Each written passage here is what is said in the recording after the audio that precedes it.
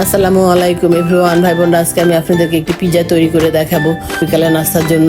আমি কিভাবে পিৎজাটি তৈরি করি ভাই বোনরা আপনারা দেখতে থাকুন। এই যে একটি কাচের বোল নিয়ে নিয়েছি, তার মধ্যে 1 কাপ ময়দা নিয়ে নিয়েছি, স্বাদ মতো একটু লবণ দিয়ে দিলাম, এই যে 2 চামচ চিনি দিয়ে দিলাম, 2 চামচ গুঁড়ো দুধ দিয়ে দিলাম, 1 চামচ ইস্ট দিয়ে দিলাম, এগুলো সব 4 চামচ দিয়ে, তারপরে যে একটা ডিম ভেঙে দিয়ে দিলাম।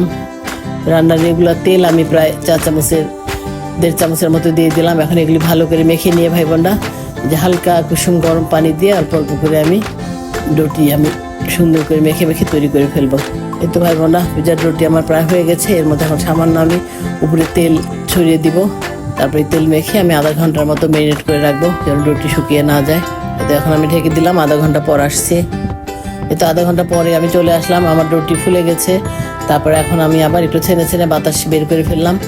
এখন আমি যে একটুখানি ছেড়ে নিয়ে আমি পিৎজার রুটিটি ভাই বোনরা এই যে বেলে নিচ্ছি। আপনারা দেখুন, বেলে না নিলেও হবে, এমনি প্লেটে একটু হাত দিয়ে চেপে চেপে ছড়িয়ে দেওয়া যাবে। আমি একটু বেলে নিলাম, আমার আর কি সুবিধা হলো। তো আপনাদের যেমন সুবিধা হবে আপনারা করে নিন। এই যে আমার পিৎজার রুটি ভাই বোনরা আমি এই যে প্লেটের মধ্যে পুরো প্লেট জুড়ে ছড়িয়ে নিলাম।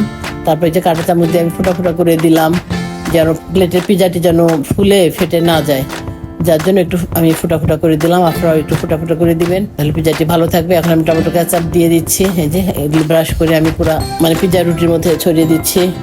এখন আমি যে আমার হাতে করা মেয়োনেজ ঘরে ছিল সেই মেয়োনেজ কিছুটা দিয়ে দিচ্ছি।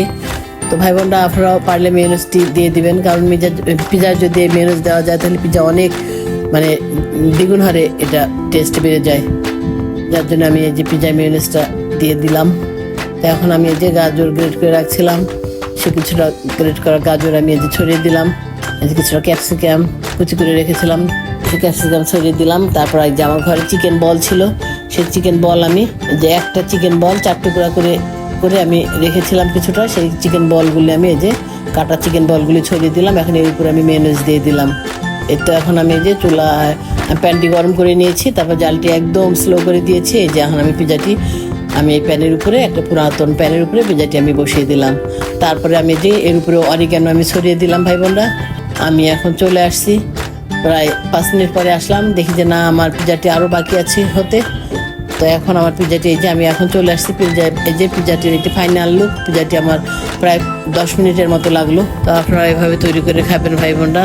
যদি আমার ভিডিওগুলি ভালো লাগে তাহলে আপনারা আমাকে ফেসবুকে ফলো এবং ইউটিউবে সাবস্ক্রাইব করবেন। আল্লাহ হাফেজ।